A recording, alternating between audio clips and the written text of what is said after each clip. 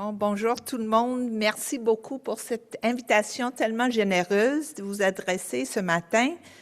I will speak in English, mais je suis vraiment contente d'engager dans un échange en français pendant le panel, par exemple, ou après la session. I really appreciate this opportunity to bring our brand new banner from the Law Commission of Canada to a conference. This is the first time it's up, so I'm excited that it's standing, and I will try to stay standing through the keynote. I'm going to talk with you this morning in remarks that I've entitled Public Legal Education and Law Reform, Rule of Law in Action. In the introduction to his 2023 book, A Rule of Law for Our New Age of Anxiety, Stephen Toope, past McGill Law Dean, UBC President, Vice Chancellor of Cambridge, and current leader of the Canadian Institute for the Advancement of Research, writes the following: "We live in a profoundly complex and often disheartening time. People all around the globe feel lost and anxious. If we are to address these anxieties by better understanding them and acting to lessen their underlying causes, we must restore belief in our collective ability to build healthier societies. We use our concrete human experience to reconsider and reform our practices. As we solve problems together, we build greater social cohesion and a sense of optimism. We seek to restore belief in and respect for the rule of law, which, although always imperfect, is still one of the great achievements of modern humanity. A loss of faith in the rule of law is not just an effect of the broader anxiety and confusion around us. It contributes in especially negative ways to the widespread sense that the world is crumbling, that reason and shared values are lost, and that simpler answers and autocratic leaders are the only way to rescue meaning and a sense of equality in our lives. A particular threat is the pervasiveness of an instrumental view of law as merely a tool to be wielded to achieve whatever ends are sought." Stephen Toope offers a hard-hitting combination of observations of our time and expectations of those of us engaged in law. This is indeed a moment of intense conversation, concern, and curiosity about the rule of law. People across Canada hear, talk, and ask questions about the rule of law and its importance in our free and democratic society and throughout the world. At the Law Commission of Canada, and I am sure this is also true of members of PLEAC, we have been paying attention to the wide range of contemporary rule of law projects and initiatives on the part of law and justice actors across this country. After all, stewardship of the rule of law is a broad, never-ending, and necessarily shared endeavor. Let me now share with you some of the language the LCC, the Law Commission of Canada, has come up with to introduce what we are referring to as our rule of law commitment. Much of law is intertwined and concerned with process, the how, rather than the what. There are principles and guidelines that govern how law develops, how rules are adopted or modified, and how we organize and oversee encounters and relationships. This is the domain of rule of law, a complex concept subject to perpetual negotiation among coexisting and sometimes competing values and interests across a full range of actors and settings. Elements of rule of law generally include structure and stability, consistency and fairness, accountability, and restraints on the exercise of authority. Foundational in nature and thus somewhat invisible, these are notions that require ongoing attention for their vitality. They can be identified and implemented in all corners of our lives, from kindergarten to high school, sports teams to workplaces, town halls to legislative assemblies to international bodies. In Canada, the multifaceted meaning and potential of rule of law is underscored by the coexistence of several legal traditions. All legal traditions, including common law, civil law, and Indigenous legal orders, have their own stories and sources, formats for decision-making, modes of ensuring structure, and mechanisms for change. All provide constraints in the name of strength and sustainability while supporting constant and creative adaptability. Together, they reflect and reinforce a plural, always shifting, and even multi-directional reality and promise for rule of law in our country, perhaps captured more accurately by rules of laws. It's no surprise that the conference organizers, I think, included in this program an introductory invitation to reflect on rule of law and what we can all be doing to play our part in nourishing knowledge, exploration, and participation related to the meaning and practice of rule of law. But I am not going to present a long lecture on rule of law in today's world. Instead, I will delve into what are often understood to be distinct and separate worlds of legal education and law reform, or of PLEAC on one hand and the LCC on the other. I will invite us to reimagine the relationship between teaching and learning law and supporting the evolution of law. As we will see, these are not parallel universes, but rather overlapping and always intersecting. Indeed, public legal education can be understood to constitute law reform, and law reform can be understood to be deeply pedagogical. This is not to deny the identity or special vocation of each, but rather to acknowledge and celebrate their connections. And I want to add that at a time when rule of law discussion often centers on formal mechanisms of lawmaking or the importance of an impartial and independent judiciary, there is good reason to suggest that the work of public legal education is the work of rule of law, and that rule of law includes the entire process of continuous law reform and change. PLE and law reform share a commitment to the promise and practice of the rule of law. Let me restart this keynote by asking you to respond in your heads. We don't have a lot of time to have interactive pedagogy, which I would love, but there are other things that you are going to keep doing today, including a panel following this. So here are my 2 prompts. First, I'd like you to kind of imagine making a claim in your head for the central importance of one of the following in the realm of public legal education. If your birthday falls between January to April, think plumbing. If your birthday falls between May and August, think problem solving. And if your birthday falls between September and December, think poetry. So again, in your head, just take a minute to think about and try to kind of argue off the top of your head why plumbing, January to April, problem solving, May to August, or poetry, September to December, could be understood to be centrally or primarily important in the realm of public legal education.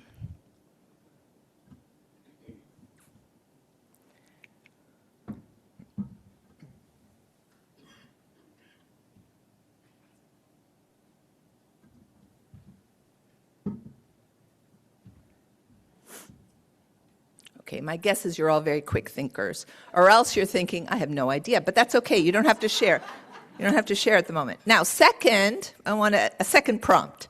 I want in your head again, defend the idea that lawyers engaged in law reform are primarily plumbers, September to December birthdays, problem solvers, May to August, or poets, January to April.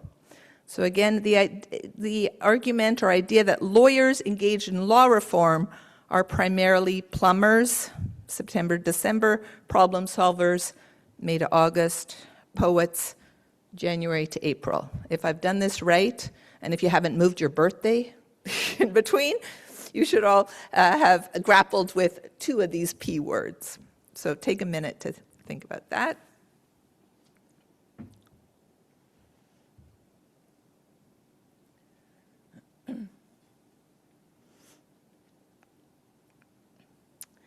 Okay, so now I want you to hold on to your ideas. If we were in a classroom, I would make you jot things down so you kind of see what you've written now and you can compare at the end. Hold on to your ideas as we explore how all 3 Ps are crucial to public legal education and responsive law reform, and how rule of law also relies on respect for plumbing, offers a frame for problem solving, and thrives through poetic imagination. In preparing to explore these connections, I first wanted to learn a little more about what you do as individuals and organizations engaged in public legal education.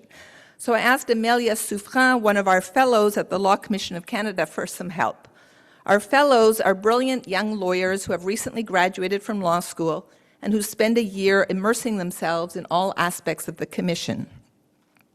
With extensive experience with community organizations and access to justice outreach and advocacy prior to this year's immersion at the LCC, Amelia was very well placed to share with me briefly the what, why, how, excuse me, and who of PLEAC. So I learned, and this is going to be, I know, very shorthand, the what, that PLEAC is a national nonprofit umbrella organization. Why? Founded to bring together and strengthen the community of public legal education and information organizations nationwide. How? By advancing public legal education as an important component of access to justice and responsive, effective legal systems. And who? While every province and territory has a designated organization that exclusively does PLE work, PLEAC includes many other members, demonstrating the diversity of actors who contribute to democratizing legal and understanding across Canada. I look forward to learning much more than what that little shorthand gives me, and I will also come back to Amelia at the end of my address. Let me now introduce myself as a law professor with a particular interest in interactive teaching and learning, and in learning with and from young people.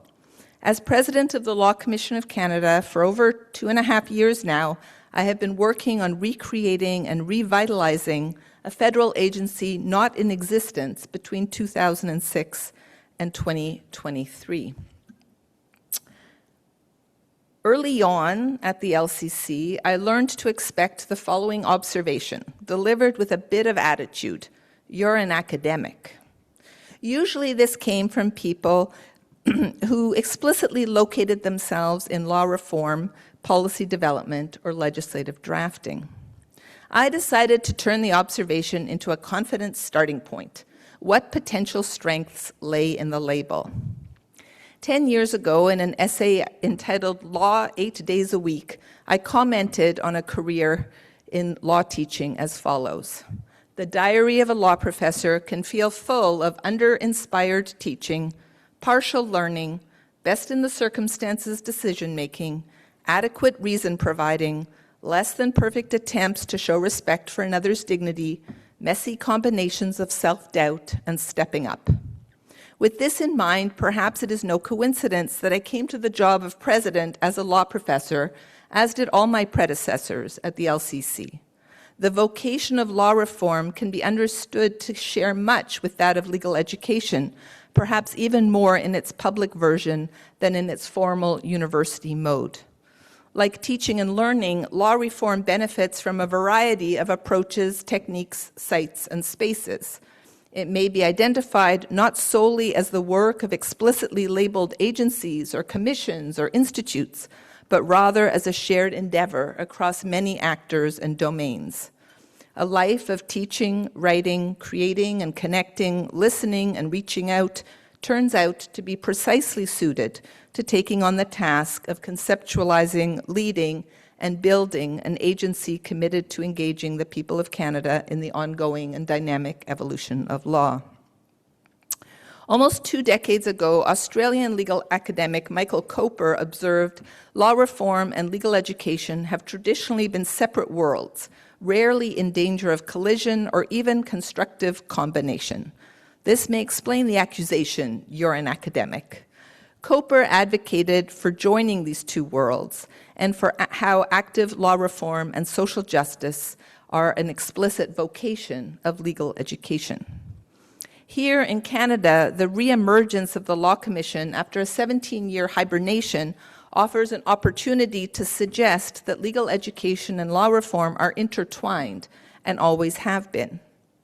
How does the experience of being shut down for such a long time create the possibility of reimagination, not only of the Commission, but also of this relationship between legal education and law reform?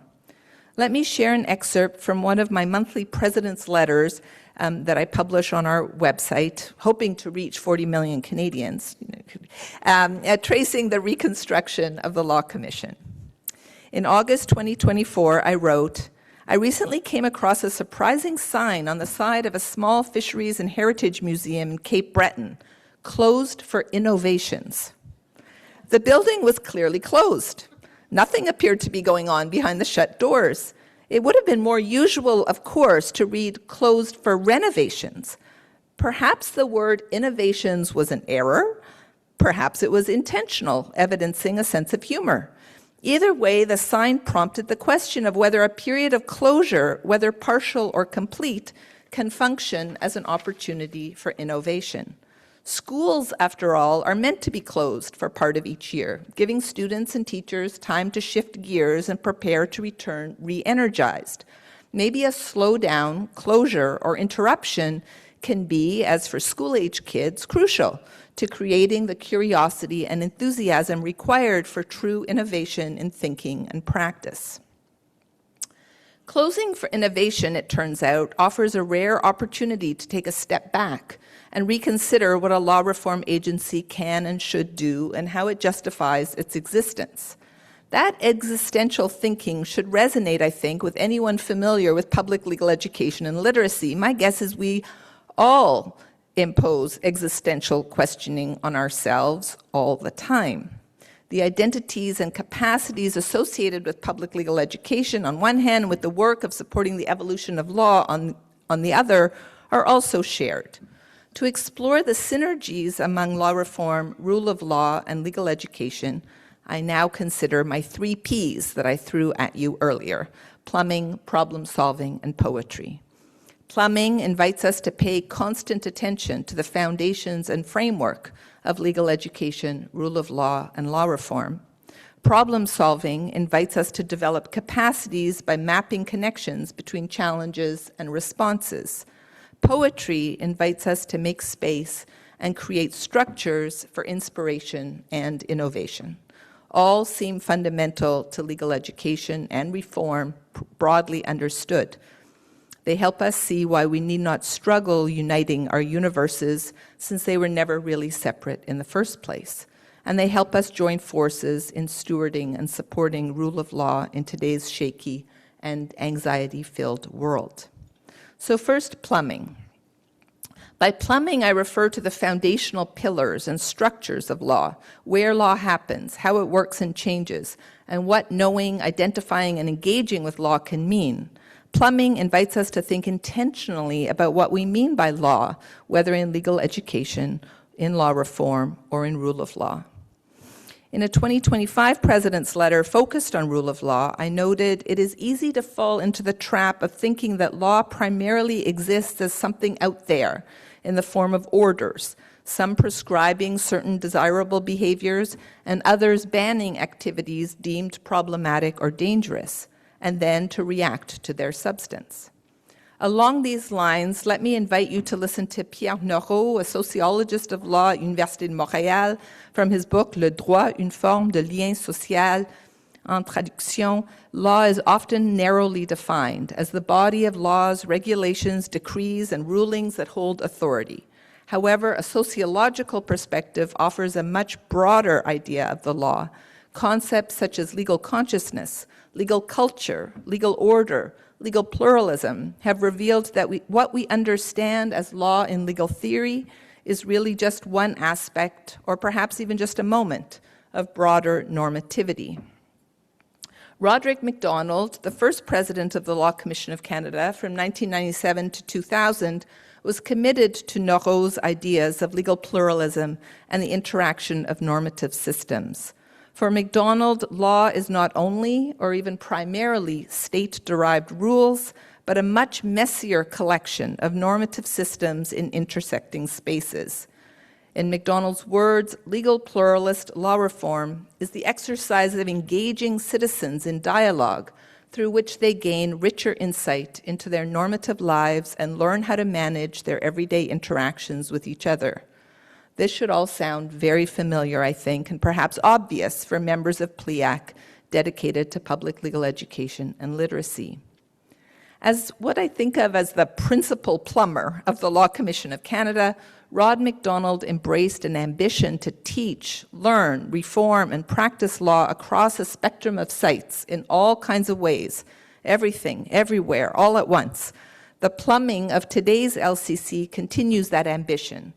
In a document entitled Intersections, Framing the Work of the Law Commission of Canada, we offer the following working notion of law and its constant participatory evolution. The approach taken by the Law Commission of Canada to law and law reform, open to and grounded in intersection, interaction, and integration, strives to avoid unrealistic or misleading silos, compartmentalization, and insularity, whether substantive, institutional, jurisdictional, or tradition-based. It acknowledges and embraces the intersection of law's substantive realms and subjects, the interaction of institutional structures of law, the integration of legal traditions and jurisdictions, and the interweaving of concepts found in and beyond law's disciplinary domain. The Law Commission itself can be understood through the metaphor of intersection, which kind of explains those intersecting lines that you see in our emblem and on the banner here. The Commission serves as meeting place and reference point on the dynamic map of law and justice in Canada. It provides space for the intersections of research, reflection, and reform, and its work intersects with that done within the spheres of legal practice, legal education, policymaking, regulation, litigation, and judicial decision-making. As we leave plumbing, I would stress that this image or metaphor is not so much about skills and tools, but rather about grounding our work, whether labeled public legal education or law reform, in carefully designed and installed and cared for structures. As plumbers, we serve the public to support law-related understanding, knowledge, and participation. A very recent letter, drawing on lessons from baseball, on the radar of the Canadian public at the time I wrote it, captures the combination of complexity and functionality that characterizes law and directs the work of both education and evolution. And here's the excerpt. A very specialized vocabulary exists in baseball. There are many rules and multiple roles, and the complexity can feel somewhat overwhelming. Yet non-experts clearly count as valid and valuable fans. They can learn to distinguish strikes from balls, sometimes questioning the umpire's call, to anticipate a double play, to participate in a seventh-inning stretch, and to celebrate the incredible accomplishment of a home run. True appreciation of the rules that structure the game of baseball is thus possible even without deep expertise or experience. Law, too, comes with specialized vocabulary, many rules, and multiple roles. Appreciating its structures and systems can feel overwhelming. But just as in baseball, specialized expertise and experience does not exclude more general understanding and appreciation. The intertwining of law and baseball, while possibly surprising to some, is an illustration of how law intersects with so many other ways of knowing and acting in the world. Second, problem solving. Problem solving is likely the P most expected and familiar to jurists. The knowledge that comes with studying law is meant to go hand in hand with the development of a capacity to put that knowledge to use, that is, to become practical, on-the-ground lawyers, and to ensure that knowledge has real impact in resolving a conflict or in drafting regulations. As a law teacher, I was not surprised to see problem solving as central to how law reform is understood and assessed.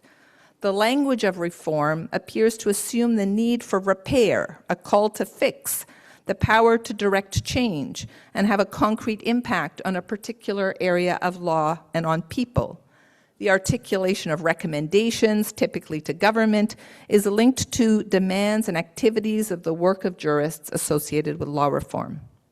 Topics for study are often chosen based on identified problems, and the success of a law reform agency is then evaluated based on how well it responds to and comes up with solutions to those problems.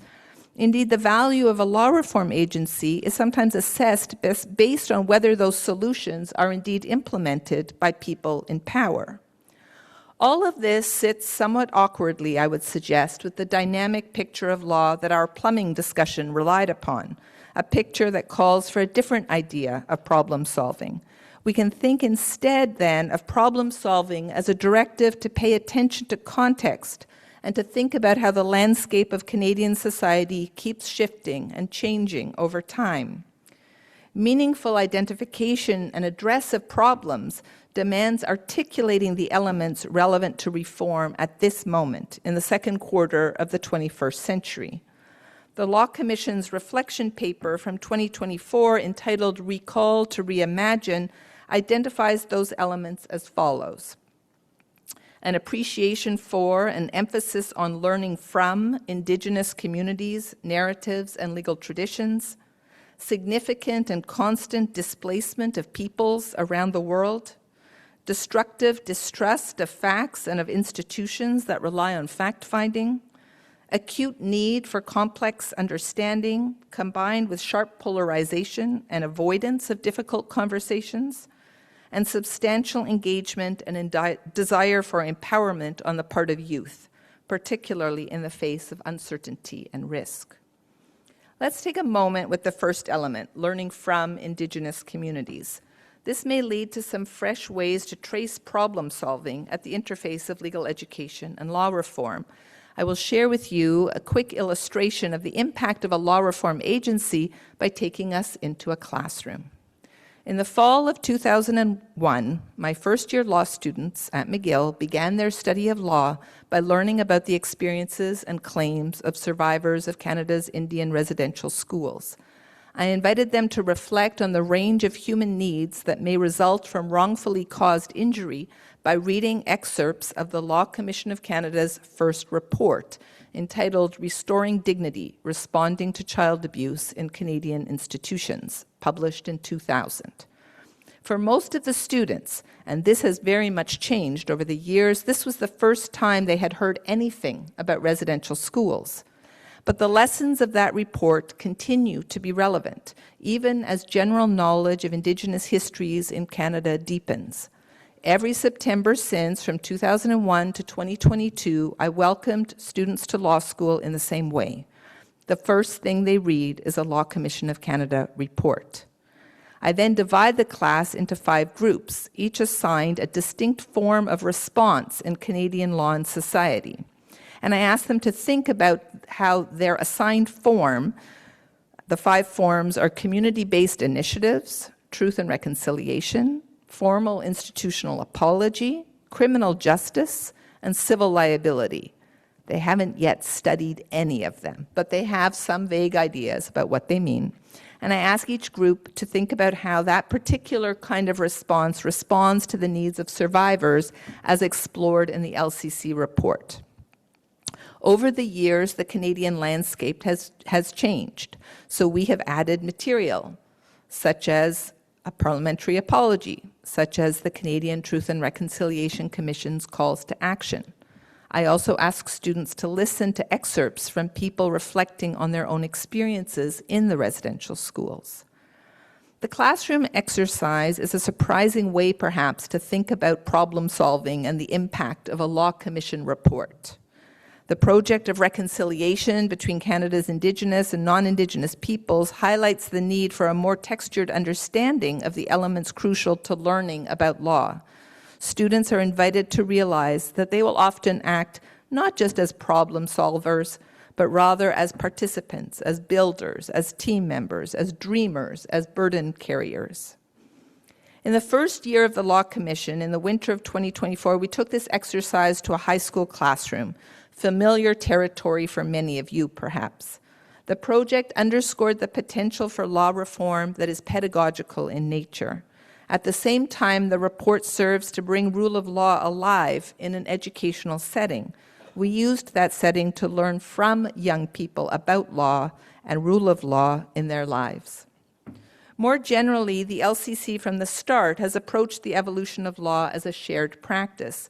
We have traveled across the country in listen and learn mode. This is very different from what many of you might imagine as the central activity of law reform. It demonstrates how the frontline problem solving of community law and justice actors, perhaps especially those engaged in public legal education, is fundamental rule of law work. That is, legal literacy actors support rule of law not by teaching about it primarily, but by responding to human needs and thus driving ongoing change. This past fall, I described this work in a letter inspired by the life of Jane Goodall.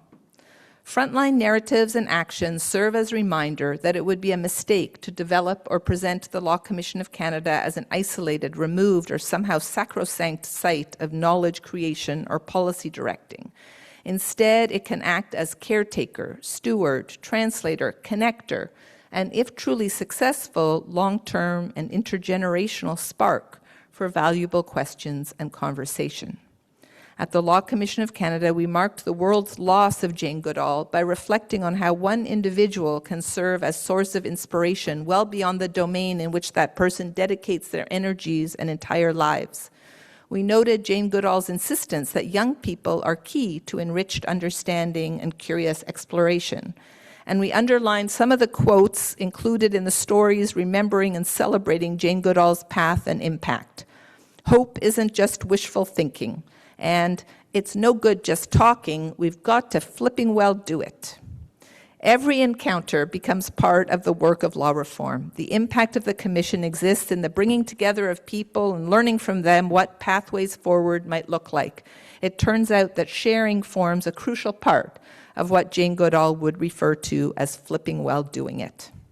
Third and finally, poetry. When I was first starting up the Law Commission, I put on my poetry hat to come up with a 3-part raison d'être for the Law Commission: living law, pursuing justice, renewing hope. I was inspired by something American law teacher Robert Cover used to say: I went to law school to make the world a safer place for poetry. I want to suggest that poetry is not just about finding good words, but also about finding shape and rhythm. It is probably true that a Law Commission president cannot just write poems as the deliverable of the Commission, but what she can do is think about the shape of our work and the rhythm of it. In past writing, as a legal scholar, I have turned to Canadian Leonard Cohen's poetry in thinking about the connection between legal education, rule of law, and law reform. Dance me to your beauty with a burning violin. Dance me through the panic till I'm gathered safely in. Lift me like an olive branch and be my homeward dove. Dance me to the end of love. Like poets, I have written, jurists work with words, incorporate lived experience, and inspire contemporary choreography of human interaction. And like poets, jurists carry a heavy burden of responsibility. Instead of focusing only on existing texts, even those with important labels like codes, charters, and constitutions, jurists can take seriously Leonard Cohen's imperative to dance to the end of love, something that, like law, actually has no end. I would now add that jurists dance in their public legal education mode. I don't know if you knew that. In their contributing to the evolution of law mode, and in their helping to hold up the rule of law mode, particularly at a time in which we too move through panic, as in the poem, in search for the safety of olive branches. Let me suggest that poetry is inextricable from the ethical imperative placed on all lawyers engaged in evolution of law. Stephen Toop, whom I quoted at the beginning, suggests that a legal education produces communities of legal practice, not just professionals engaged in law. As part of that community, jurists are called upon to be critical of what they read and hear, to heed the consequences of their actions, and to communicate to the public in as clear and transparent a way as possible. Toop writes, communities of legal practice are ethically bound to derive insights and critically reflect upon the data of the world in which we find ourselves. If they fail to do so, they become disconnected from the consequences of legal arguments and decisions. Failing to appreciate consequences can have devastating effects. Legal communities of practice are ethically bound to communicate back into that world in ways that inexpert people can understand. Otherwise, they decouple law from the people who must uphold it. The public legal education community is indeed one such community of practice, carrying a burden of responsibility to be plumbers in their sharing of expertise, to be problem solvers in their adaptability and creativity, and to be poets in their ability to communicate, inspire, and provide support. In searching for poetic structure at the Law Commission, I came across the image of a kite offered by Indian legal academic Werner Menski in his article, Flying Kites in a Global Sky. For Menski, there are four corners within which law and rule of law are constantly navigated: values, sociocultural norms, state rules, and international human rights. At the Commission, I found four verbs that direct our programs, projects, and activities: dream, repair, build, and share. There's a little bit of rhyme, so that might just count as poetic. Dream, anticipate and play some role in influencing future directions. Repair, identify areas in which structures, rules, or practices appear to be broken. Build, strengthen connections and forge links across spheres. Share, contribute to meaningful legal literacy and enrichment of legal knowledge. These words could, I am sure, serve as the four corners of a kite for public legal education actors as well.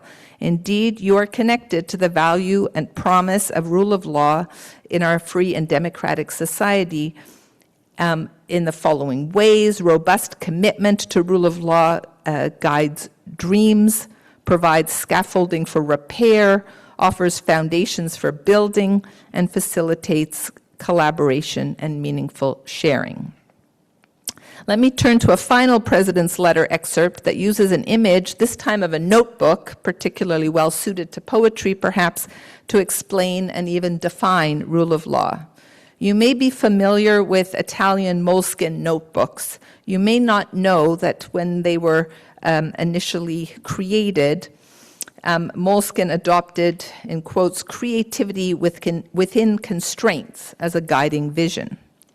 In the hands of their owners, what looked like identical notebooks would become unique records and sources.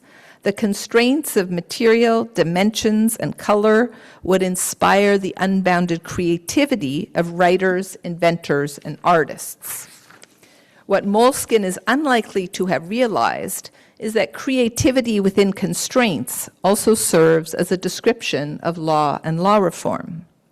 A short letter from the Commission is not the place for a comprehensive essay on the depth and breadth of rule of law as a concept that incorporates fairness, transparency, accountability, and the robustness of an impartial judiciary. But in that letter, I simply suggested that the notion that effective rules or constraints can and should support individual creativity and collective flourishing does not originate with the creators of a popular brand of notebooks. It is what the rule of law is all about. If we were sitting around a smaller table in workshop mode, I would now invite you to turn to your neighbor with your initial responses to my PPP exercise and test them out as ways of understanding your own identities and work. Of course, it was a little unfair to ask for the to ask you about the primary vocation or centrality of plumbing, problem solving, or poetry. As you will have guessed, I would suggest that each one can be characterized as the most important in changing law, in teaching and learning law, and indeed in giving content to rule of law. By allowing ourselves as participants in the overlapping worlds of public legal education and responsive law reform to explore the implications of each, we come to see how rule of law relies on our work. It is sustained by that work. It is made visible by that work. I am reminded of something Rod MacDonald used to repeat: if it's not impossible, it's not worth doing. Let me turn back to Stephen Toop, who writes about conversations that provoke self-reflection and create possibility for change. Precisely, in my view, the conversations that all of you are engaged in all the time, and particularly at this conference. Such conversations, he says, form part of the practice of law, which relies as much on discovery and creativity as it does on abstract thought, tradition, and habit. Rule of law is, in his words, created and refined, shifted and reinforced through continuing practices of contestation, interpretation, application, and actions, including reinforcement. Toop continues, we need a widely shared understanding that the rule of law matters in a society and that all people are both empowered and constrained by law. All of us in public service, whether in the form of public legal education or law reform, hold both the tools and responsibility to support people and communities who do not see themselves as immersed or knowledgeable in law. We are all in teaching and learning mode, and here I connect PLEAC's work to two additional P words, proximity and people.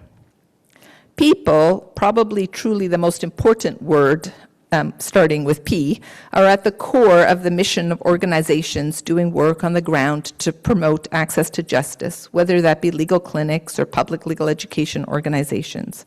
Law is about those people, their stories, narratives, and lived experiences, and your proximity to people allows your organizations to contribute meaningfully to building legal systems that are more responsive, equitable, and aligned with the realities of people they are meant to serve. So we've reached the conclusion. Yes to plumbing, problem solving, and poetry, and a strong additional yes to proximity and people. The world around us may feel like it is breaking. We are living through a striking age of anxiety, uncertainty, and fragility.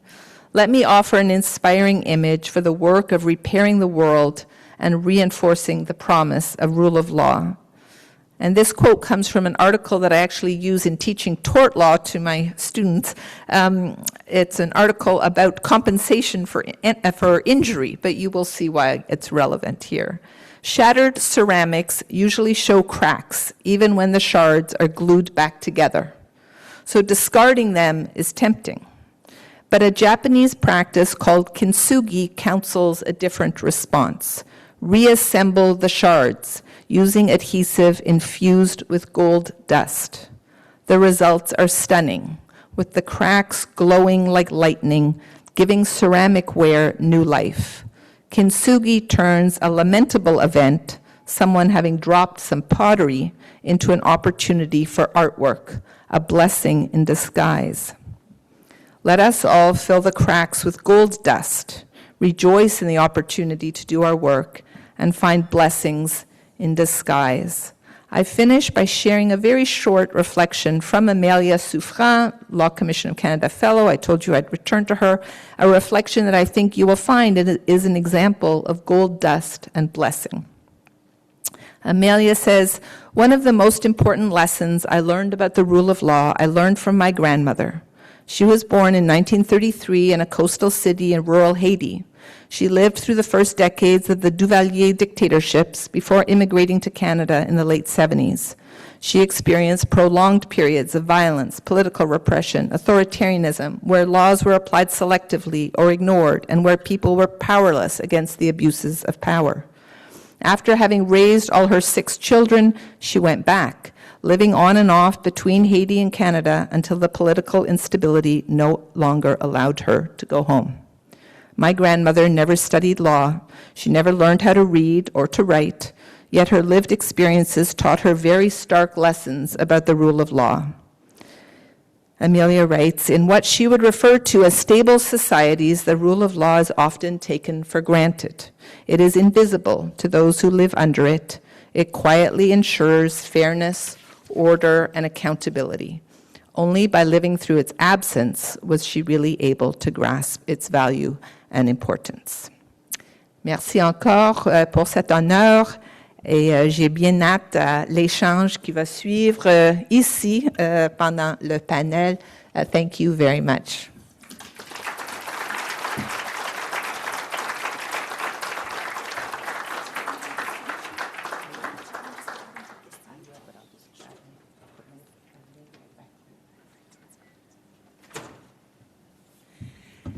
Thank you very much, Shauna, for such a thought-provoking and rich and imagery keynote address. It gives us a lot to think about and reflect upon, fellow plumbers, problem solvers, and poets in the room.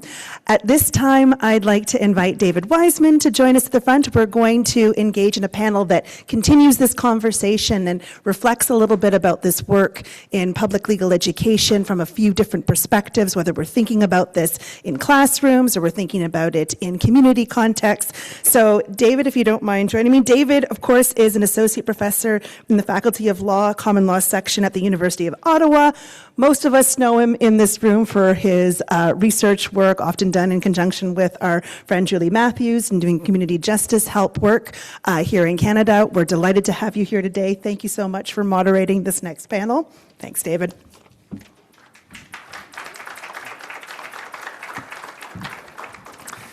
Thanks so much, Jess, and thanks again, Shauna, for your inspiring remarks.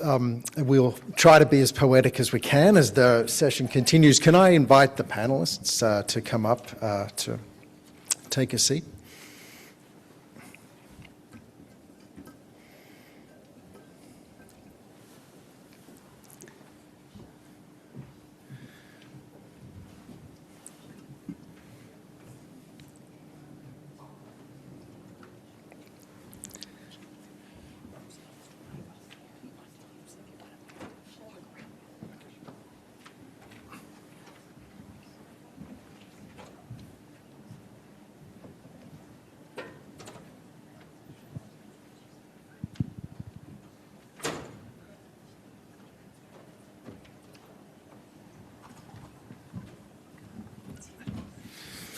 Great, thank you. So welcome to this next panel-based session, which is, I'm just moderating it, and it's going to throw out a series of questions to the panelists that we've assembled here. And the general topic is the role of public legal educators in building an understanding of the rule of law. And so we've got a few pre-prepared questions that we'll display on the PowerPoint.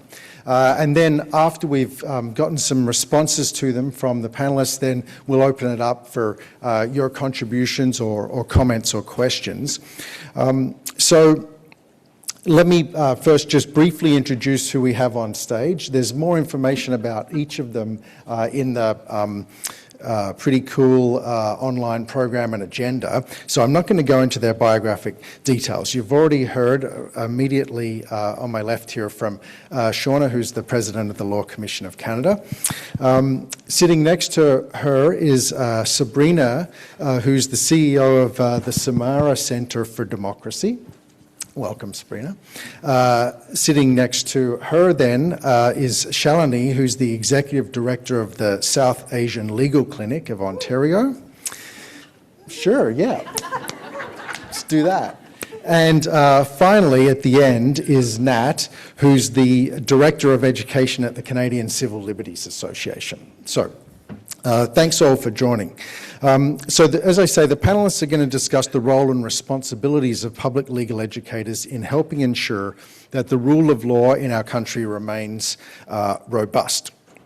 Drawing on their experience in civic engagement and education, legal advocacy and community organising, the panelists will share their perspectives on how organisations can play a constructive role at this turbulent time. So first of all, we're going to start, I think Sabrina's going to help us with the first question, and here I am not using the PowerPoint. My apologies. There's more the details about who's with us today.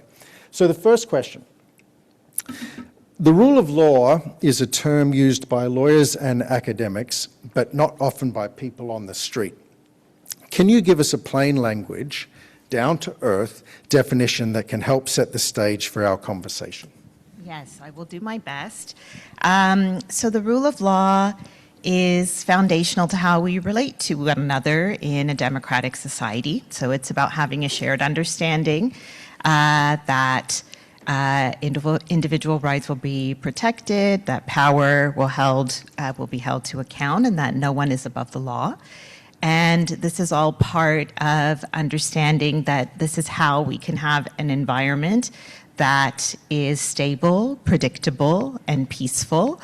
There are mechanisms to uphold the rule of law, like judicial independence and impartiality, but as the question indicates, for a lot of people, this doesn't really have much meaning or connection in their day-to-day lives, and that disconnection isn't something new, but it's increasingly urgent and pressing as we're living in a context of global democratic backsliding. 10 years ago, I directed a research study that asked Ontarians about their public perceptions of the justice system, and 4 in 10 said that they didn't feel they had fair and equal access to the justice system. And a majority used words like broken, intimidating, old-fashioned to describe the justice system. And this is a reflection of a damaged relationship between the justice system and the public. This is also the case with a lot of other democratic institutions as well. It's about that relationship not having been cared for, a lack of accountability to the public. And it's really at a crisis stage right now because that circumstance is being leveraged by anti-democratic forces who use social media platforms, digital platforms, to erode our civic trust and to sow discord and disconnection between all of us. So it is encouraging right now that we have an awakening and new energy around ensuring that there's broad understanding and engagement with upholding the rule of law. And it really needs to be something that we're very proactive about, because otherwise it will continue to distort our norms, and that shared reality piece will be at risk. Thank you. Did anyone else want to offer any further explanation? Yes, go ahead, Shauna. Can you hear me? Yeah. Yes.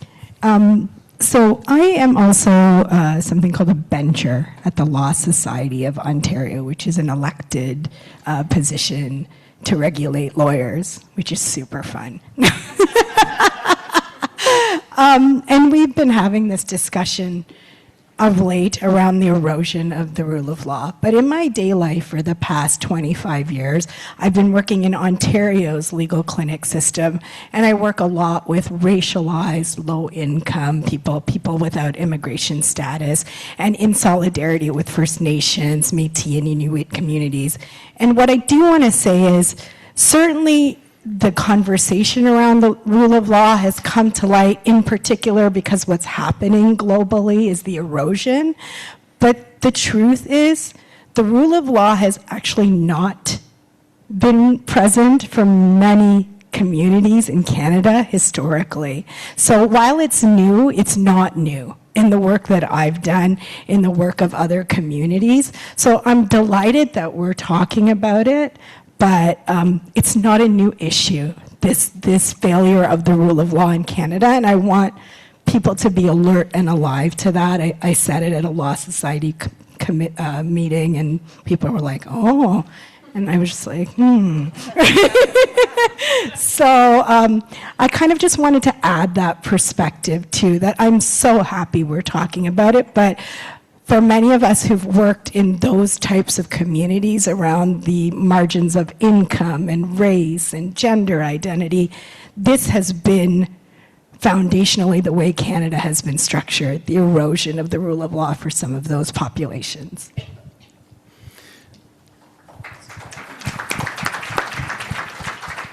Thank you, Shauna. Nat, looks like... Yeah, I mean, so that was lovely from both of you. One of the things that I particularly appreciate reflected in your comments, but also in Shauna, in your talk, is the idea that the rule of law isn't just for these big ticket items. It isn't just for things like, my job is I go into classrooms and my team talks to about 9,500 kids every year, kind of thing, and we talk about these things. And invariably, if you're taking like a grade 11 law class, you end up studying something like Roncarelli versus Duplessis or something along those lines, and you hear about about, the dangers of unrestrained power being, levied for personal reasons and all of that kind of thing. But I am sort of very profoundly influenced by the thinking and work of many of my colleagues here, not least of which is the work that I did with Jess Reiki at OGen when we were trying to figure out what exactly it meant to have something called legal capability. Do we still talk about legal capability? Yeah, we do? Okay, good. And I say this because it's really easy to go into classrooms and talk about big ticket things like, charter rights and stuff like that, which is very much the bread and butter of the Canadian Civil Liberties Association. But it's really more important, I think, to talk about law in everyday life and law as a sort of an ongoing practice. And law is something which, in which for it to work and in which for the rule to work, we need to both call people to participate, but also show them the path to do so. And so in that sense, I think of rule of law as being sort of, I also see Michelle Thompson here, who on her first day working with me used the term an aspirational goal with respect to social justice. And I think the rule of law is an aspirational goal in that way as well. So it is a condition that we continually work for. But we do so knowing that we're never perfectly there, I think. So, thanks. Thank you. Shauna, did you want anything there? Or Shauna? All I would add, and it's lovely to hear from all of you and to see connections to some of the things that I was trying to underline. All I would say in this room is be careful about the starting words of this question. Rule of law is a term used by lawyers and academics. I think you might be surprised by the fact that actually students can get through legal education in a university and not actually talk specifically about rule of law, and I don't think most lawyers in their lives are talking about rule of law. So I think that all of you have given exactly kind of approached this question in kind of different but interlocking ways, but I wouldn't hold on to that starting assumption that somehow rule of law is defined somewhere else in the hands of somewhere else, and where some other people, lawyers, academics, kind of know what it is, but they're not letting you know. It's interesting, reflecting on over 30 years of teaching, in none of my classrooms have I ever actually explicitly addressed or talked about rule of law. Does that mean it's not connected? No, but it's interesting to see that, and I'm sure all of you are finding that there's this kind of renewed kind of fascination with the particular terminology. Thank you. Okay, so we've touched on or started to introduce some concepts that are going to be relevant to a couple of the other questions that we have here. So let's move on to the next one. And I think Shalini's going to kick us off here. So the question is, what does a society characterized by a robust rule of law? And now we're going to put caveats around that because we're accepting that maybe it's not as robust in Canada and elsewhere as we would like it to be. In any event, what does a society that's aspiring to a robust rule of law look like to you and the communities you serve? Okay, thank you. I made notes because my two moody teenagers told me I ramble a lot. So that's why I have this paper in front of me. One of them just finished grade 11 law and told me to give a speech on Roncarelli and Duplessis at the Public Legal Education Conference. I'm not going to do that. So you already know that I, in my work, primarily have worked my entire legal career with low-income people, with racialized communities, with people without immigration status around a number of issues. So when I thought about this, I thought about all the things that I've said in Shauna's keynote, right, about the law being predictable, fair, accessible, and actually working, what it would look like for me in an ideal world. We talk about equal protection and equal benefit, but the caveat there is in practice, right? So that rights are not theoretical, and I was thinking about this a lot. When we do, our clinic is 7 caseworkers. In community, we do about 120 public legal education sessions a year. And we always start with, I'm going to tell you what the law is, and then I'm going to tell you what real life is. Right? So in practice is the critical thing, thinking about how can people access the justice system and other systems that are sort of quasi-judicial without the need for money, without the need for immigration status, without the need for insider knowledge, right? I always tie the rule of law to access to justice as well. Legal information that people can understand, I have seen it. I have seen the direct line between understanding how to navigate and navigating and succeeding. It's critical. I work in the legal aid system. Affordable representation is critical. Ontario, where we are now, has this country and actually probably the world's most robust legal aid system. I worked in other parts of Canada where there is nothing. There is nothing for people who are not just low income, but also there's a group of people above that, a massive group of people above that system that cannot afford that type of representation. I think about in the everyday justice system, the fact that we still don't have paid free interpretation, considering the demographic of this country, disability supports, and culturally safe processes, and more with the cuts that are coming throughout the system, delay. It is irrelevant to our clients to get a decision 4 years from now for something that's an emergency in their life right now, right?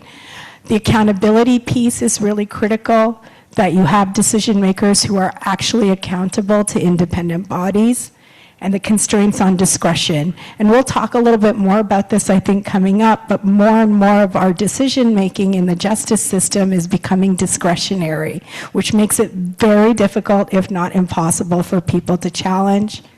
The freedom of asserting your rights without fear. This is a topic I talk a lot about because we have a growing and massive population of people in this country with precarious or no immigration status who just simply cannot assert those rights. And what I call sort of dignity in everyday law. So sometimes when we talk about the rule of law, we're thinking about the Supreme Court and the Charter and constitutional law. Where it matters most for my clients is housing, income supports, right? Pathways to immigration. So thinking about how does the rule of law actually trickle down to the dignity in those areas. And that's all high level. So I also thought about what does it really mean in my work? I want to give you some examples.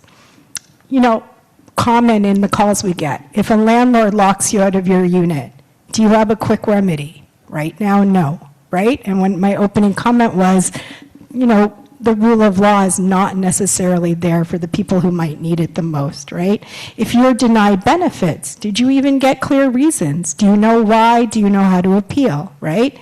If you're a survivor of violence, our systems, do they protect you instead of making decisions that push you into low income, that push you into loss of housing, that put you in precarious immigration status? So those, in the relatable way, are the things I'm thinking about when we're thinking about those markers. So really, for me, a robust rule of law is when rights are real for the people with the least power. So we should be structuring our systems in that way, and the markers of those systems should be able to meet the needs of those with the least agency. And that's kind of what I want to say. Thank you so much. So Can somebody tell my kids that I read from my notes? What school do they go to? I'll go. I'll tell them. Give you their numbers. go ahead, Spring. If I can just add to that, I think it's really important for us to have a resilient culture of civic engagement across the country.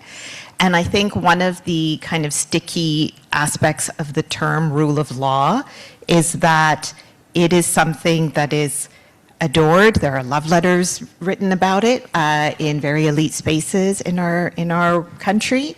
It can also feel like a top-down theoretical thing that's very beautiful for one small group of people, but everyone else is trying to solve the problems that Shalini has just illustrated for us.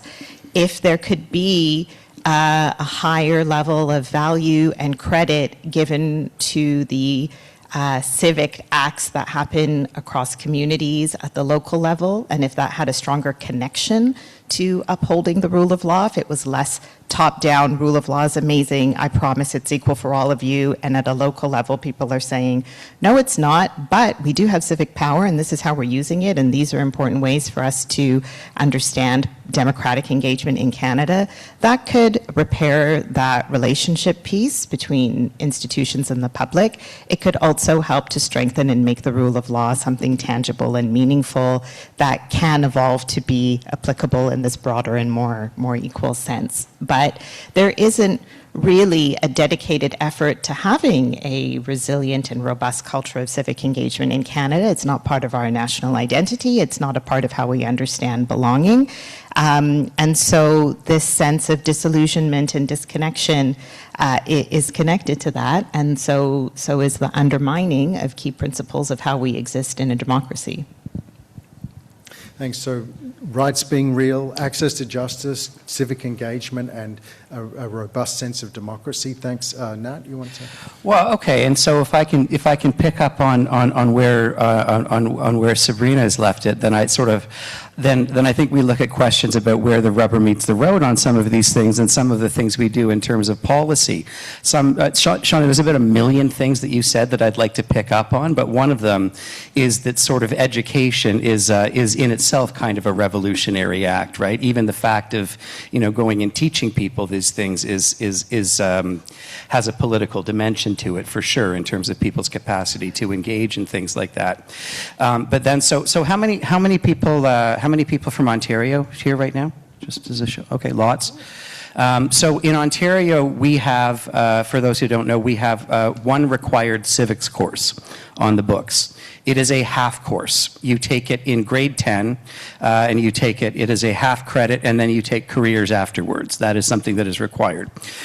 This, on the one hand, is structurally a good thing because it gives, at least an opportunity. But on the other hand, it is also the case that whenever there's anything that has any kind of smack of social justice or social engineering to it, ministries said, let's cram that into the civics course, which is already a half course, and so all of which is to say we actually do have part of the infrastructure in place to be teaching this, and starting really from the ground up with something else that you said, which is that the idea of law, far precedes anything in respect of like formal statecraft or anything like that. I also, by the way, am a recovering academic, having worked in sociology of law and sociology of risk and sociology of education, and all of these kinds of things. And so what we really should be teaching is that the moment that humans come into contact with one another, we necessarily have to take on the perspective of another person, and that's where this sort of mediation comes from, and that is really the birth of the fundamental social contract that says I will give up something to get something, and really the really foundational relationship on which rule of law and democracy all rest kind of thing. So we just teach sociality. We teach what it is to be the condition of being human is necessarily the condition of being in the presence of others, and that is sort of fundamentally the job of law to work out how those relations are going to be negotiated and changed over time. Thank you. Okay, so then if that gives us some key ideas about what a society characterized by the rule of law might look like, then let's move on to a couple of questions which are sort of flip sides of each other. So these questions are, what kinds of laws, measures and/or actions in Canada do you worry may be eroding the rule of law or further eroding it, as we've been talking about? And what are the signs that a law is a bad law, one that threatens the rule of law? And we could perhaps take a broad view of law, what sort of relationships of power or actions or that people can experience in their lives are indicators of an erosion of the rule of law or not living up to where we want it to be. And here I think, I'm sorry, got a 5 minutes. I'm going to Nat first. Sure. Okay, so I asked how many from Ontario. How many lawyers? Hands up. Okay, not so many. Okay, that's okay. So lawyers, you will if I say to you there are two places in the Charter of Rights and Freedoms, or two sections that allow us to limit people's charter rights. Those two sections are 1 and 33. 1 and 33. Thank you very much. And so there's lots to say about 33. Okay, right now, we're going to get there, I think. But let's talk about Section 1 first. The test under Section 1 is called? Oaks. Thank you. What is a baby oak tree? Yeah. It's an acorn. That's right. And so at CCLET, which is the education arm of CCLA, we have devised a thing called the ACORN test, which precedes me. It is a baby version of the Oaks test. Get it? Okay. Yep. So the ACORN test simplifies the Oaks test. It says, what is the purpose of this rule? What problem is this measure trying to solve? Right? In a philosophical sense, we are born with rights and freedoms. This is the liberal understanding of rights and freedoms, is that they are an inborn condition of humanity. So the minute we have somebody in authority tell us to do anything, it is kind of an infringement of that sort of ultimate freedom. So if they ask us to do something and it's not for a good reason, that's probably not fair. If it is for a good reason, the next question is it going to work? And if it isn't going to work, it's probably not fair. And if it's going to work, but it's going to cause more problems or worse problems than those it purports to solve, then it's probably not fair. And this, of course, is a simplified version of the Oaks test. And so we don't just teach it in respect to law, though, because sometimes we're working with children who are 6. And we do not go and we do not speak about things like Roncarelli and Duplessis. We do not speak about things like capital punishment. We do not speak about a whole lot of these different things. What we speak about are rules. We speak about the rules in your house, and we have people understand the relationships between those who have authority to make rules and those who are in some kind of a contract to follow those rules, and what the conditions are under which those rules will successfully govern and lead to a sort of a stable context. So that might mean that we talk about things like screen time. What are the rules around screen time? What are the rules around candy the day after Halloween? Right? Things like that. Or when we talk about schools, we might talk about what are the rules around going to the washroom during periods. By the way, there's a growing thing right now where high school bathrooms are becoming these war zones, and there are like so because of all the vaping and vandalism that goes on in there, this is a very good tool for me to teach this 3 steps with. We say, why is admin shutting the bathrooms down? And a kid in Windsor says, well, that's because somebody keeps putting ground beef in the toilet, literally true. Or kids at Cawthra Park in Mississauga will say to me, we have to bring our own toilet paper to school because there isn't any there. And my own child, who attends Central Technical School, says that there's a tree growing in the bathroom. Right? So we say, okay, so admin is shutting this down because there's that and there's all the vaping. Does that stop the vandalism? No. Does it stop the vaping? No. And then the kid shows me how they can actually vape right into their sleeve in the middle of a class kind of thing. And then, of course, it says, well, what else happens? Well, people don't get to class on time. Bathrooms are a human rights issue. A lot of people's bodies are such that they need more time, more privacy in the bathrooms, and now they're all crowded. So in fact, it has consequences that are poorer for these things. And in doing this, we want to invite people to solve problems in terms that make sense to them. These are the same sorts of skills, the same sorts of tools that they can use later to get into that civic engagement piece. But it's really about teaching the building blocks for how to think critically about authority. Now, in terms of kinds of measures, I think other people have lots of things to say, but there's a couple of things that I'm thinking about a lot right now. One of those things is the centralization of power. So one of those things is when governments are making laws that give them powers to override other laws, however that might look. There are a few instances of that. That might be a problem. So here in Ottawa, the public school board has been taken over by the ministry. This is true of 6 other school boards, including mine, the Toronto District School Board and Toronto Catholic District School Board, including the Peel and Peel Catholic, or Dufferin Peel Catholic. So this represents, when we talk about how many students have had their sort of democratically elected trustees removed, we're talking about like 35% of the public school population here. It's over 700,000 kids in what are the largest and most diverse boards in Canada, kind of thing. So when we're talking about school boards, taking over these or being taken over by the government, and a sort of rhetoric around it being having to do with finances, when in fact those same governments have cut $6.5 billion out of public education over the last few years, it also raises a second thing, which is evidence. And so laws that are made in the absence of evidence and are based on rhetoric are also, I think, signs of laws that may not be rooted in the best interests and the best parts of our spirit with respect to the rule of law. Thanks, Nat. Shalini, I think, and Sabrina? I couldn't agree more. And I'll take note of that vaping thing and go out and check with my children. Mango's pretty good. So I was thinking about the work that we're currently doing around the things that are worrying us right now, today, in terms of the erosion of rule of law. And I want to talk about 4 pieces of work really quickly.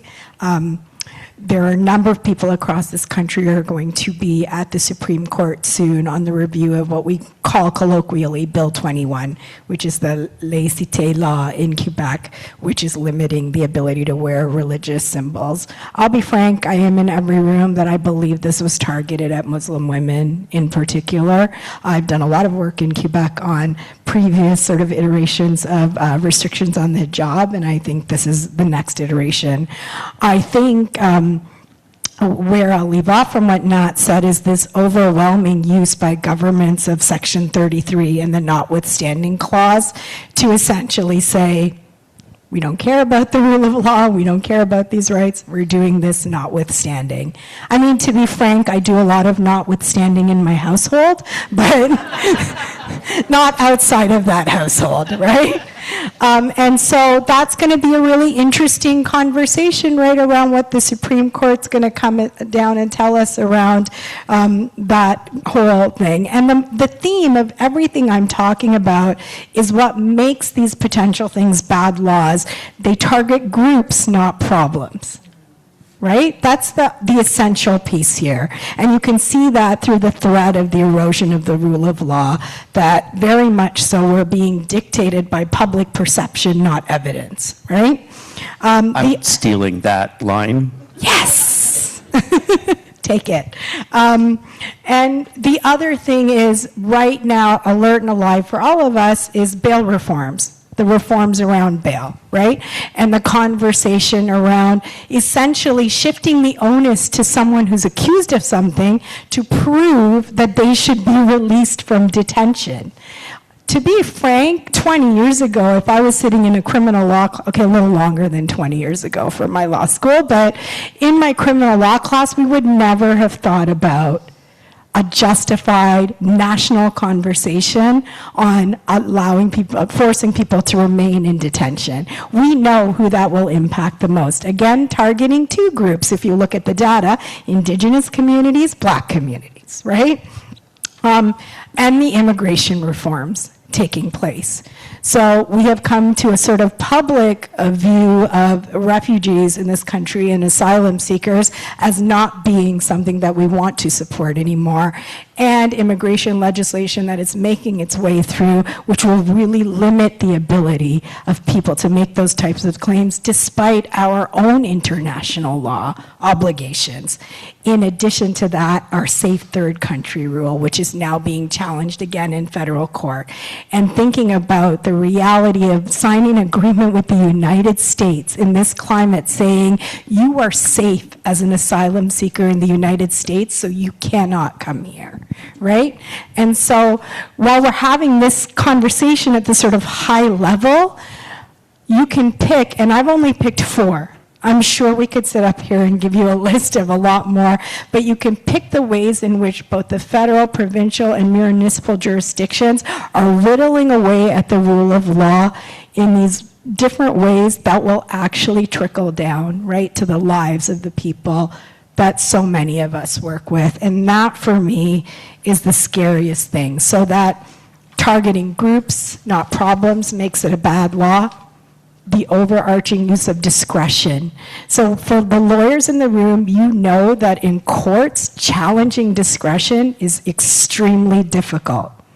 And so when you give decision makers that broad power, we can almost say pragmatically that it will be an uphill, if not impossible, battle to dial that decision back, right? On the disproportionate impact and no evidence, right? So when laws kind of come to being with all of that, and I remember this conversation when we had on the books the Barbaric Cultural Practices Act. Can you imagine having something with that title on our books in this country? But this is the conversation we were having then too. I'm going to stop there. I said I wasn't going to get ragey, but I feel like it's happening. It's kind of inevitable though, right? You're not rambling, you're raging. That's fine. That's okay? very We focused. can send back good notes to the household. Very focused. So I can build on that, and the question about what is eroding the rule of law right now. Canada has really struggled to address very serious dangers that are targeting all of us as citizens that are also undermining the rule of law, and this is connected to social media platforms that are foreign owned. That's a ragey way to describe the U.S. in this context. So foreign-owned social media platforms that are restricting access to news for Canadians and just blatantly reducing what they put towards trust and safety. So content moderation, fact-checking. This is resulting in the proliferation of disinformation. And it is, just completely going unchecked, and it is rampant through the use of bots and algorithmic boosting as well. And, the point about this is certain groups, or this isn't about evidence, it's just about this perception piece. Our concern at the Samara Center is when people see toxic, polarizing, divisive content online, there is a big risk that they will feel, because this is how it's all designed, they will feel that it's reflective of the majority view. And then they will disengage and detach as participants in our democracy. They also might just do it because they don't feel safe as well. There's pretty serious consequences to this as well. And then when citizens disengage in this way, it disrupts that shared reality that we need to have for the rule of law to be meaningful and for it to be upheld. And so we need platform regulation desperately. We really need to address the online harms issue. And there are values-aligned countries that we should be coordinating with to make this happen. Thanks, Sabrina. Shauna, did you want to add anything to that question, or should we? We've got one more question after this. I know. I'll just add a couple of comments, if that's okay. First, on the ACORN test. As a clerk for past Chief Justice Dixon, I think he'd be really proud of that. So I just wanted to pass that on. It's lovely. And I guess it's tied to what I would say is one of the things that we should worry most about, that I think has been coming through all morning, and that is a kind of top-down approach, this idea of rule by law rather than rule of the law, forgetting that people actually they understand all of the elements of what we build into rule of law, whether in baseball or in kindergarten or in their homes, or I've often written about playgrounds, or in countries or neighborhoods that they've seen and understand what all of these elements are. And so when we forget that, I think that actually, more than any particular piece of legislation or legislative agenda or litigation, that's where when and where we should worry. And so that, of course, nicely then underscores the importance of the work that you're all doing. I guess I would just tie to that this idea. I have felt more and more, I think it's partly through the pandemic, that we have forgotten to value and nourish this idea that people should ask questions and ask why when people with power, direct them to do things. And that asking why and pushing back a little and kind of saying, well, does that make sense? And let's participate in this decision-making is a good thing, rather than kind of an invitation to label people as kind of bad citizens or people who have failed to understand that they're supposed to just obey. And that, I think, has fundamentally kind of shaken up this idea of living with each other and participating and questioning the sense that the people in power are those who know best, right, all the time. So, Shauna, I don't think people think that those in power know best. I think they don't feel safe doing what you're asking them to do, or they don't feel equipped or enabled to do so. They don't know what they're supposed to do. And it's not that they are complacent or passive, but then that sense knowledge or of tools, not being equipped and onboarded into the role of being an active citizen in Canada, that is now what is being leveraged by anti-democratic forces, because the sense of, well, I don't know where to begin or what would happen, I'm not sure, that's left us very vulnerable to manipulation by anti-democratic forces and put us into certain, like a lot of different binary situations where you're for this or against that, and it puts citizens in a defensive posture where they're not sure where they're supposed to go. No, very true. I totally agree, and this kind of either or is so damaging. I've often thought, and again back to the pandemic context, and particularly Ottawa, I suppose, is that we missed an opportunity across the country to kind of claim the language of freedom in the context of the Freedom Convoy.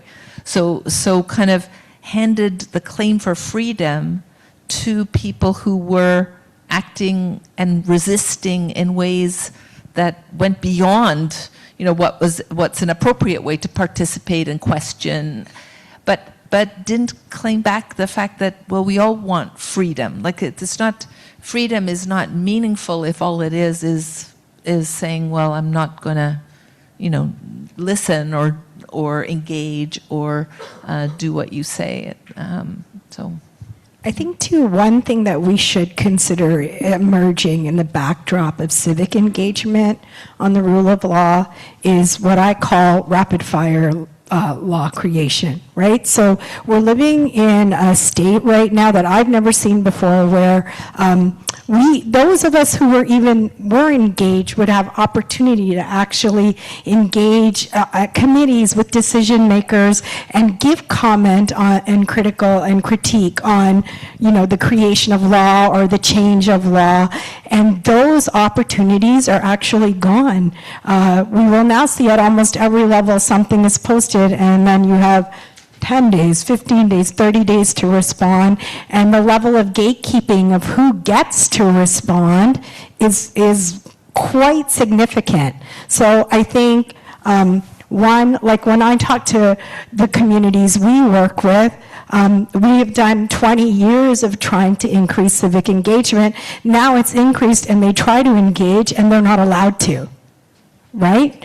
And so that's become one of the other measures of what a bad law is, one that's created without actually any meaningful opportunity in a quote-unquote democracy for that type of engagement. And I think that that's also deeply troubling and is critical, really, to the foundation of rule of law.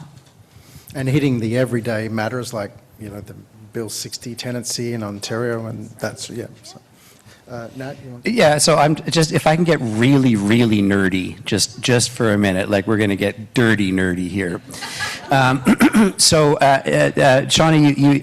I didn't know Stephen Tukes is that so, and I understand from you that he's sort of got a general theory that sort of looks at the increasing or the erosion of trust in sort of institutions and what this does. So I was very enamored of the work of a sociologist called Ulrich Beck at one point, and Ulrich Beck wrote about what he called the risk society, and the general thesis of this is that the traditional sort of sources of comfort in modernity have all imploded. And failed on themselves. So he mentions in particular, religion and faith as being a sort of traditional source, industry and science, all of which are now eating everybody's lunch, kind of thing, right? So when he's particularly interested in natural disasters and climate change, and it's related. So all of which is to say that as people have lost the sort of sense of faith in these that used to be the sort of cornerstones of stability and so forth. It encourages everybody to a kind of a more individuated place where all of that sort of discretion, we're encouraged to think of ourselves as islands who can take this information on. And my suggestion is that there's a glaring hole in his theory which has to do with the state and the things that the state has done to sort of turn on itself and become a source not of comfort but a source of anxiety, in fact, and something which is seen as a risk. And how this works with the kind of the increasing both formal and informal ways that we're enjoined to look at ourselves as discrete actors, to make decisions, to gather, to do our own research in order to make decisions and things like that, I think works very, very much hand in hand with a tendency for whatever you want to call the culture of late capitalism, to encourage people to turn away from each other and to turn away from the commons, which was at one point the sort of fundamental basis of where we would have to do these negotiations. Thanks, Nat. Okay, so let's go to the last question for the panel, and then we want to open it up for any contributions that folks here have. So I'll ask you to speak relatively briefly here to question 5. What kinds of activities can public legal education and community organisations in Canada do to support a better rule of law, and how urgently is action needed? And Sabrina's going to lead us off here. Yeah, so I think that we can take a page from Finland here. So I think there's two pieces to this problem. There's a lot of pieces, but two big pieces are regulating platforms and addressing the online harms issue, but the other piece is ensuring that we have an informed and digitally literate citizenry. So Finland is a fellow middle power that has been dealing with a hostile neighbor in Russia for a very long time, a lot of threats and disinformation campaigns. And one way that they have been able to protect their democracy and sovereignty is by really investing in civic education as a form of national defense. This is part of the national security strategy. And this entails ensuring that there is a citizenship lens across the way education is approached, and that being able to identify and work with credible information and have digital literacy is something that is taught across a range of subjects. So it's not a half course that is undervalued and just stuck in there, but it is a national imperative to have this informed citizenry. And the results speak volumes. Finland is ranking right at the top for countries in Europe that are able to resist disinformation. They're taking this seriously. They're investing in it deeply. There is a generational approach that they're taking there. And it's one that we can adapt for our multicultural context. Thank you. Other suggestions? I like what I do. You know, like I think there's sort of this truism that when there's a problem, you know, the first kind of things that people try and do is, well, let's educate the hell out of that problem, right? We'll fix it through education. I mean, there's a whole other conversation we could be having here about the politics of deciding that the way to fix things is to, quote unquote, empower people, as opposed to just making systems that work and that people don't actually need any special skill to be able to negotiate. Like, I will say that that my second child, he was a complicated pregnancy. He showed up with a whole bunch of genetic markers for things that could be club feet, but could also be, this child's going to live for a year in pain and then die, kind of thing, right? And one of the things that was incredibly valuable about that is that there was a person whose job it was at the hospital to explain every goddamn part of this to us. Every single thing, including saying the Canadian infrastructure isn't so good, so we're going to send this genetic material to the States where they can read it.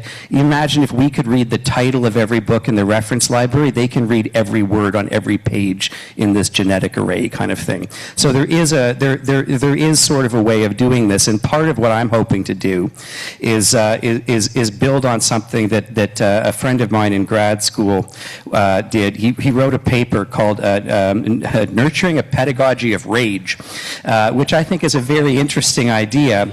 There is part of this sort of civic engagement is sort of taking the idea that all of this like disenfranchisement and so forth, you know, it's going to go one of two ways, right? Like, it's going to go either towards something which is pro-social, or it's going to go towards something which is antisocial.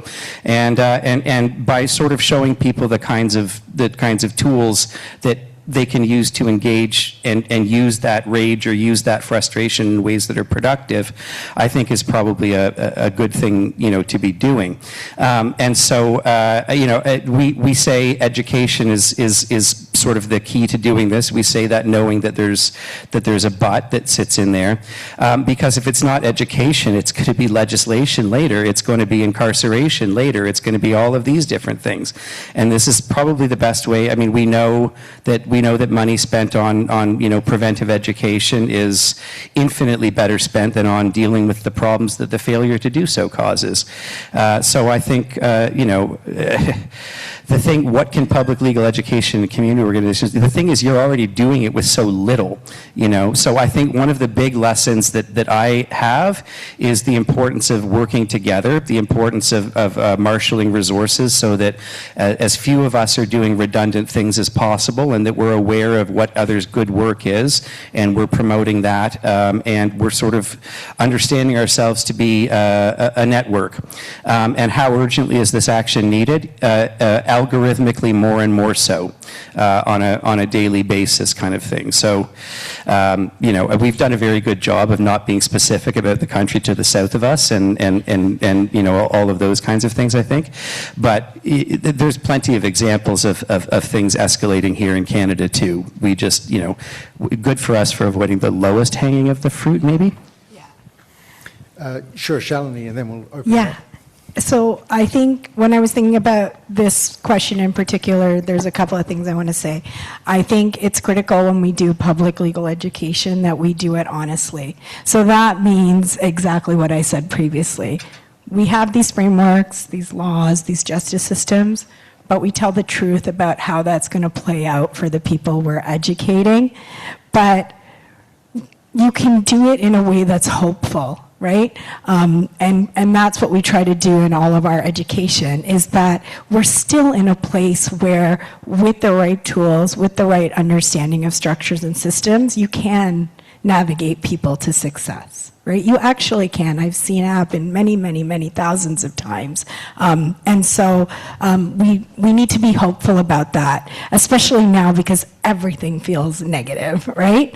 And I do think, just to expand on what Nat said, is public legal education is capacity building, right? So I'm not going in there and saying, okay, I just want to talk to you about what happens if you're getting evicted. I'm going in there and saying, let's talk about all the issues you're facing, and let's talk about whoever showed up in this room together.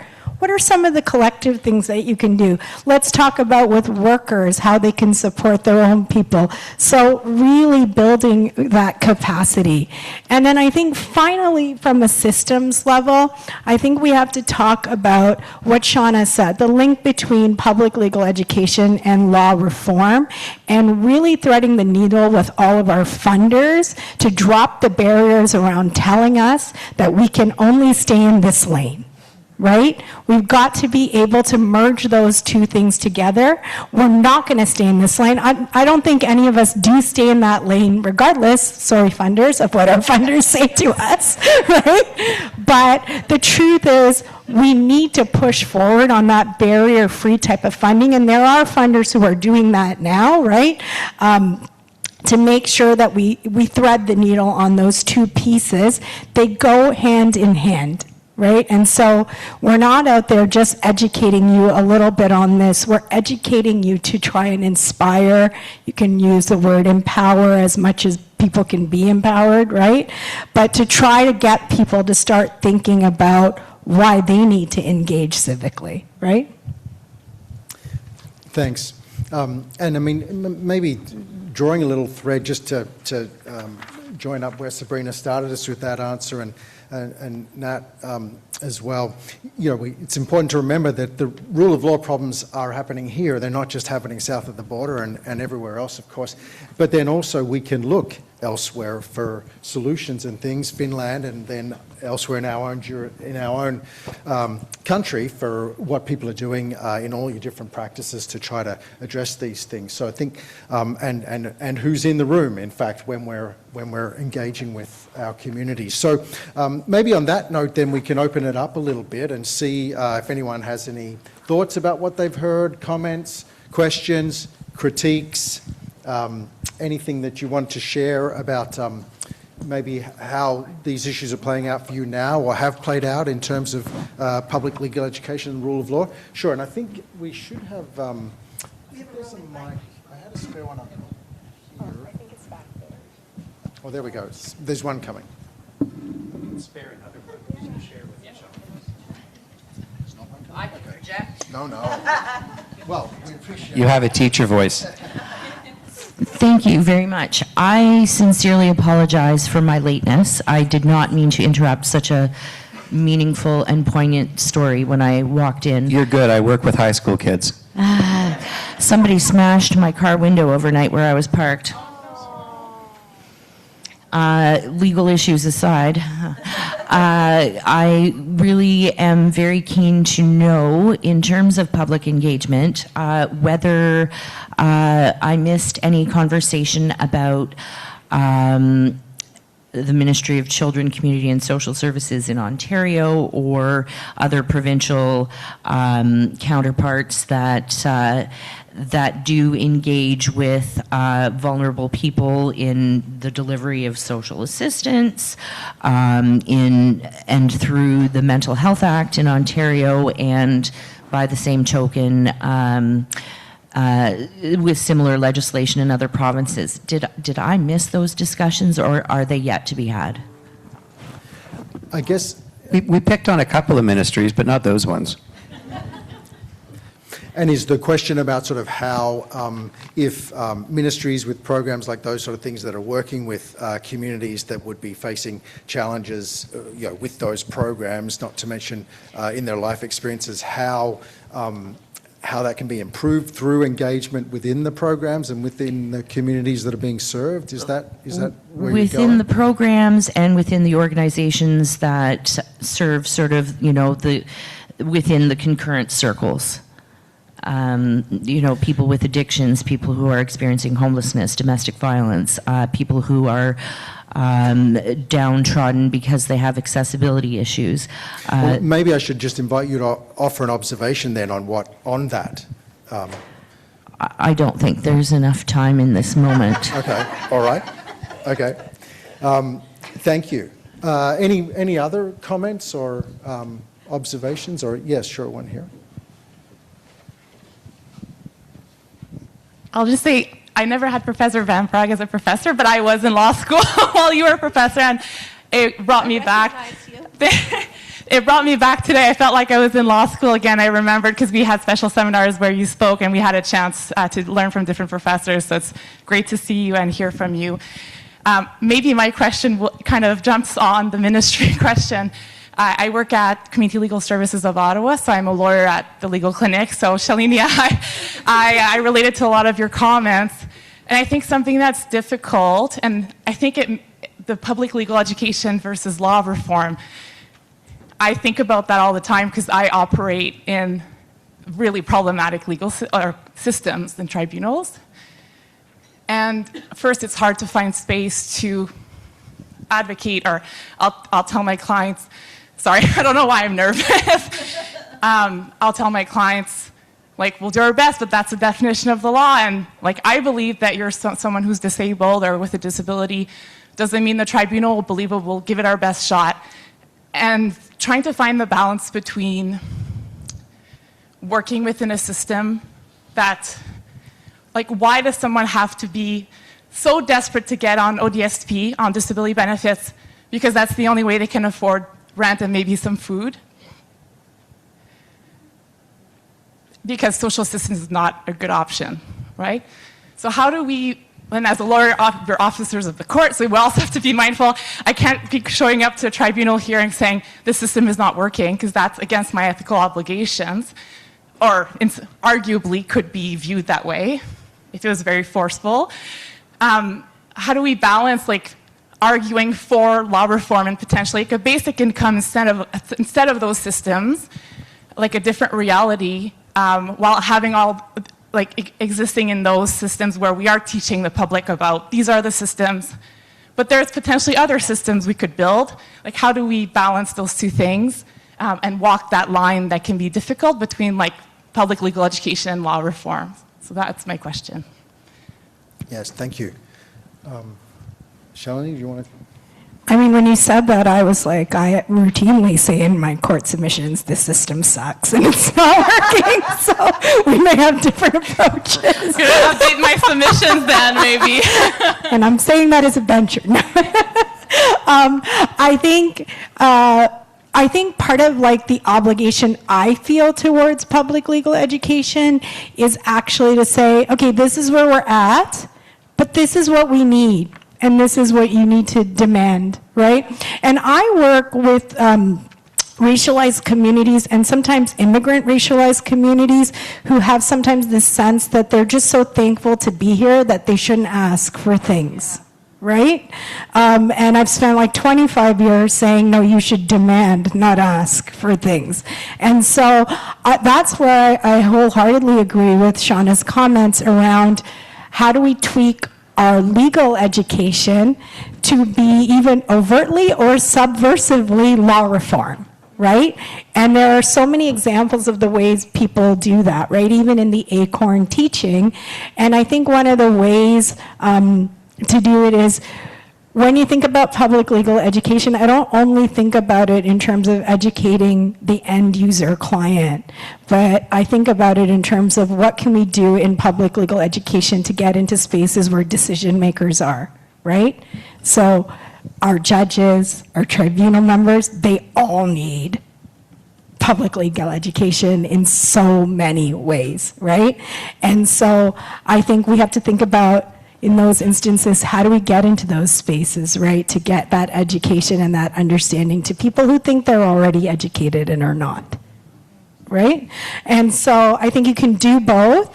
And I think that we should always in some way be thinking, and some of the really pragmatic things is we'll go and give a speech and then we'll say, or talk to people and we'll say, and hey, if you're interested, here are like a whole bunch of different campaigns going on right now that you could look at, right? Wink, wink, nudge, nudge, right? So it's kind of trying to build both. And you just have to acknowledge, right, for the clients, for the people that we work with, that's the honest part of the legal education, right?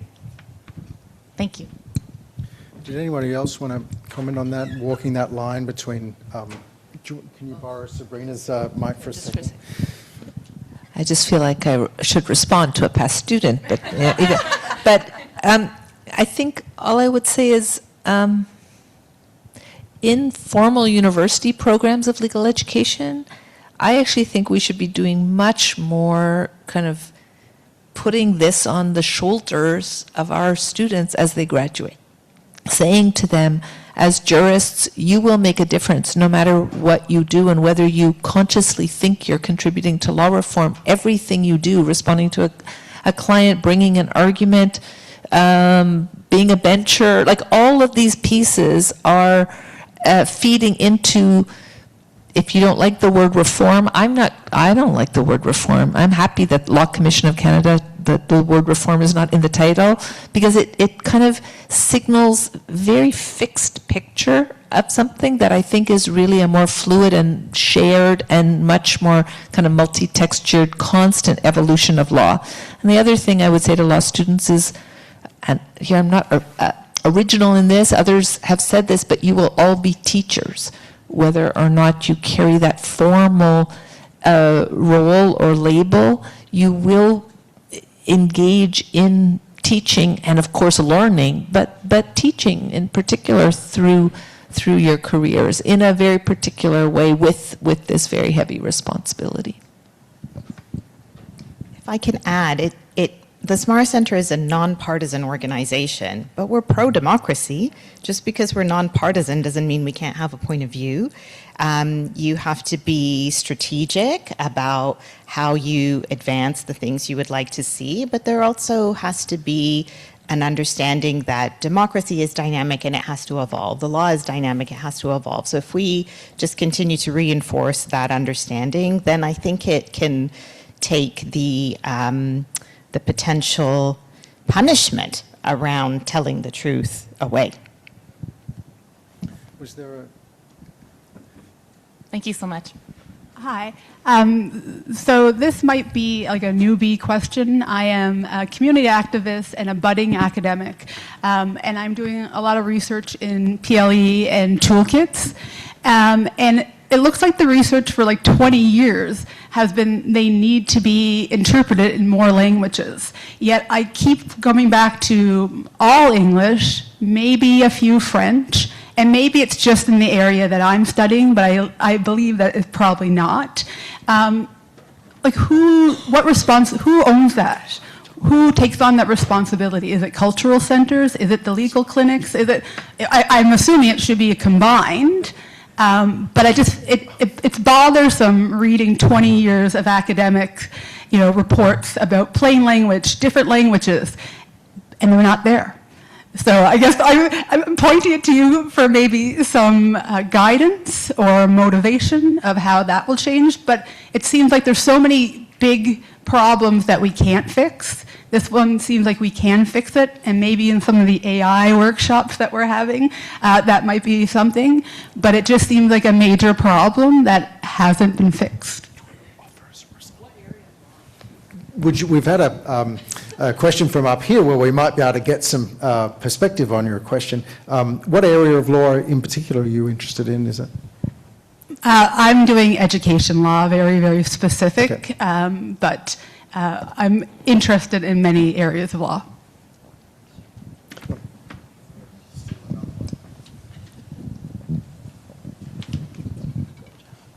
You want me to go? Okay. Oh, hi. My name is Ellen Mullally. I work in Prince Edward Island for a public legal education information group. My colleague Jeff is sitting beside me from Alberta, and we're like, we do that. We do that. So if you want to talk to us about it, come see us, but we try to make as many of our resources available in as many languages as possible. We use StatsCan data for our, or at least in PEI, to dictate which languages we translate to, and we have those reviewed by people who that is their first language. So happy to talk more about languages, and really our secret is we just build it into as many proposal budgets as possible and just normalize translation as part of our work. I will say to you, though, that I work at the South Asian Legal Clinic, so we don't work in English or French 95% of the time, and it's been extremely difficult to get the piecemeal pieces of funding to translate legal education. Sometimes it's from the Department of Justice, sometimes it's with our amazing partners at CLEO and like-minded organizations, but there is nothing uniform about the translation of material that I have found in Canada, outside of French and English. I'd like to add two things. It's Jeff from Alberta. Translation is shockingly expensive. And the law changes constantly, so every time something changes, we have 220 publications, so we do our best to translate, but it's just beyond our financial ability to have 1 million languages.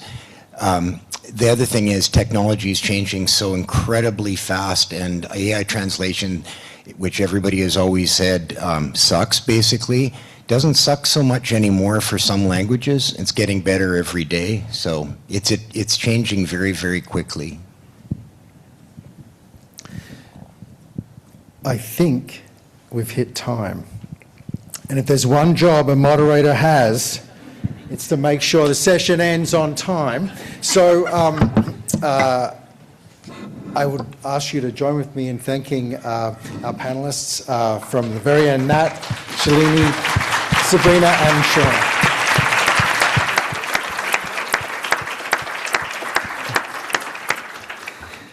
And so now I'll hand over to Jess. Thank you, David, for doing your job so well. And thank you to the panelists as well for the session. I was going to make the suggestion that if people are still interested in continuing this conversation, we do have a few minutes of break time. So I think if people are grabbing coffee out in the corridor over there, you can continue to have this conversation. But I do want to make some space for people to go to the bathroom, etc., because we'd like to come back here at 11:30 for a new session that we're debuting this year at our conference, which are little spotlights. So I encourage everybody to come back for 11:30. We're going to do 2 quick spotlights before we break for lunch, but take a quick break in this room for 11:30. Thanks, everybody.